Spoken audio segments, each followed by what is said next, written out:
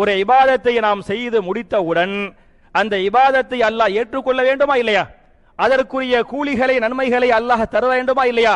அதற்காக நாம் என்ன துஆ செய்ய வேண்டும் என்று சொன்னால், சூரத்துல் பக்ரா என்று சொல்லக்கூடிய 2வது அத்தியாயத்தின் 127வது வசனத்தில் இந்த துஆவை அல்லாஹ் பதிவு செய்கிறான். காபாவை கட்டுவது மிகச்சிறந்த ஒரு இபாதத்தா இல்லையா?